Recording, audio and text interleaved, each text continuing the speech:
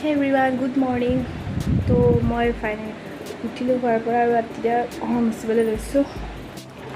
তো বাল্টিংটো সৰু হৈছে নেকি বাৰু ঘৰ ৰুম চাই মুচিবৰ কাৰণে।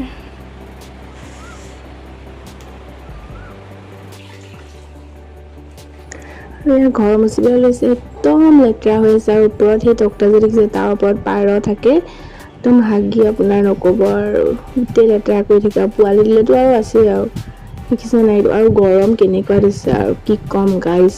আপোনালোকৰ ফালে কেনেকুৱা গৰম জনাবচোন দেই, আমাৰ ফালে কিন্তু বহুত গৰম দেই।